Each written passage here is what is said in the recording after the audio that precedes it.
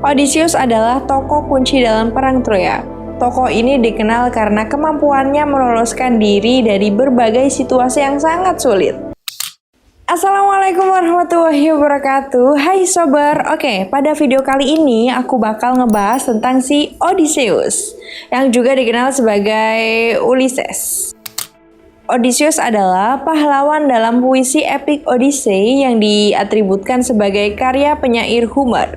Odysseus juga memainkan peran penting dalam Iliad, yang juga merupakan puisi terkenal karya Homer juga. Dijuluki sebagai Odysseus yang cerdik, tokoh ini dikenal karena kemampuannya meloloskan diri dari berbagai situasi yang sangat sulit. Kisah Odysseus mengatasi berbagai masalah dalam perjalanan panjang sepulang dari Perang Troya merupakan salah satu cerita utama dalam Odyssey. Odysseus dikisahkan merupakan seorang raja Ithaca, sebuah wilayah di salah satu pulau Yunani. Terdapat beberapa perdebatan mengenai orang tuanya. Sebagian orang percaya kalau Odysseus merupakan putra Laertes dan Anticlea. Namun dalam tragedi Ifigenia di Aulis, Sisyphus disebut sebagai ayahnya. Odysseus punya istri namanya Penelope dan mempunyai seorang putra bernama Telemachus. Ketika Menelaus, Nestor, terus Palimedes tiba untuk mengajak Odysseus, sang pahlawan pura-pura menjadi gila. Odysseus membajak ladang dengan kuda dan lembu serta bertingkah aneh. Odysseus juga menaburkan garam di ladang. Palamedes putra Neopolis juga merupakan orang yang cerdas loh. Palamedes tahu kalau Odysseus hanya berpura-pura. Palamedes merebut Telemachus dari pangkuan Penelope dan menempatkan sang bayi di depan bajak yang sedang diarahkan oleh Odysseus. Odysseus terpaksa nih harus membanting bajaknya ke pinggir supaya nggak kena putranya. Dan tipu daya Odysseus pun terbongkar. Maka Odysseus pun tak punya pilihan lain selain bergabung dengan Agamemnon. Dari Ithaka, Odysseus membawa 12 kapal. Odysseus tidak pernah memaafkan Palamedes karena telah membongkar muslihatnya. Ketika sampai di Troya nih, Odysseus membalas dendam pada Palamedes. Meskipun Odysseus menikah dengan Penelope, pada awalnya dia berusaha melamar sepupu Penelope, Helen of Troy. Helen dikenal karena memiliki kecantikan yang menakjubkan. Dia didekati begitu banyak pelamar hingga ayah Helen merasa khawatir para pelamar akan murka saat Helen memilih salah satu di antaranya. Wow. Odysseus memecahkan masalah ini dengan mengharuskan setiap pelamar mengambil sumpah untuk membela suami yang dipilih Helen. Ketika semua pelamar termasuk Odysseus mengambil sumpah, Helen akhirnya memilih Menelaus. Karena tidak berhasil mendapatkan Helen, Odysseus lantas memilih Penelope sebagai pasangannya. Penculikan Helen oleh Paris merupakan peristiwa yang memulai Perang Troya. Setelah penculikan, Menelaus meminta semua pelamar untuk membantu merebut kembali Helen. Para pelamar termasuk Odysseus datang untuk memenuhi janjinya dalam upaya menyelamatkan Helen. Saat menuju Perang Troya Odysseus harus meninggalkan Penelope dan anaknya di Ithaka. Menelaus, Nestor, dan Odysseus pergi ke Sikros untuk merekrut Achilles. Tetapi mereka tidak bisa menemukan Achilles karena penyamaran yang diberikan oleh Thetis pada Achilles begitu sempurna. Maka Odysseus pun menggunakan otaknya, berpikirkan dia. Odysseus membawa banyak hadiah untuk para perempuan di istana Lycomedes. Seperti misalnya kayak pakaian, perhiasan, parfum, ya, dan masih banyak lagi ya. Ada juga tombak, pedang, terus perisai. Odysseus lalu mengatur supaya terompet perang di istana dibunyikan, yang menandakan bahwa istana sedang diserang. Para perempuan berlari ketakutan, sedangkan Achilles mengambil tombak dan perisai lalu maju ke depan. Maka para pemimpin Yunani pun berhasil menemukan Achilles.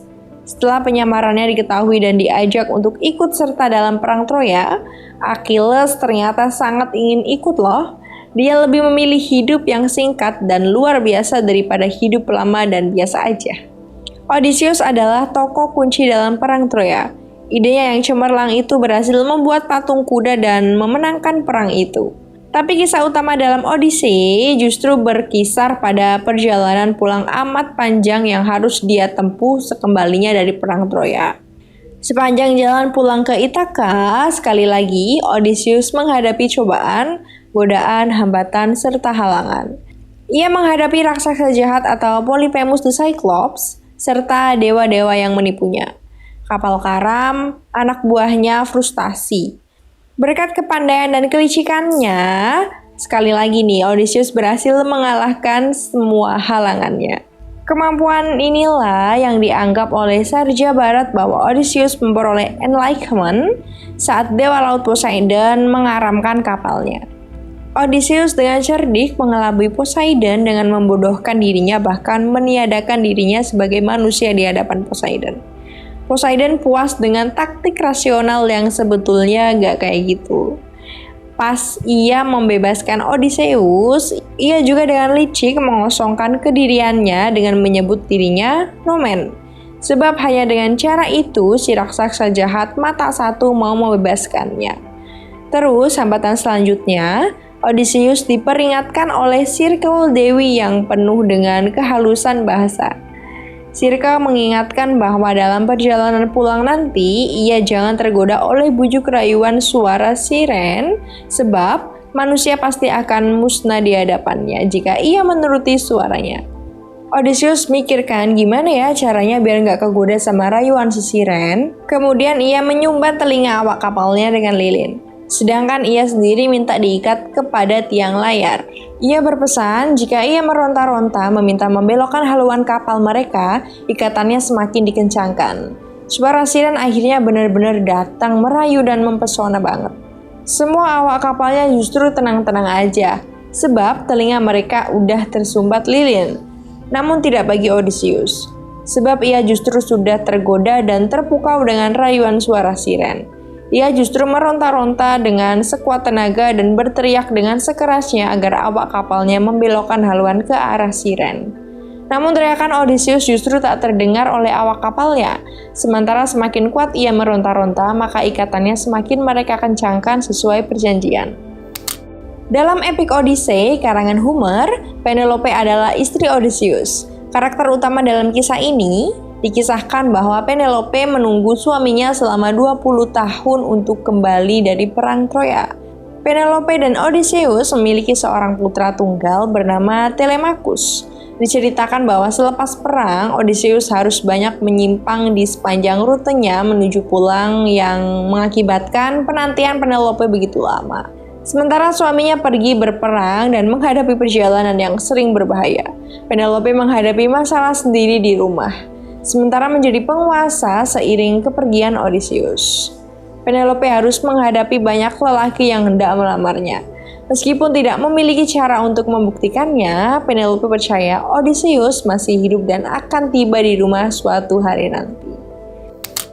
Mereka tertarik untuk menikahi Penelope dan mengambil alih Ithaka yang merupakan kerajaan Odysseus. Penelope biar gimana pun tetap berusaha setia dan melakukan berbagai trik nih buat menghindari kejaran para orang yang mau ngelamar.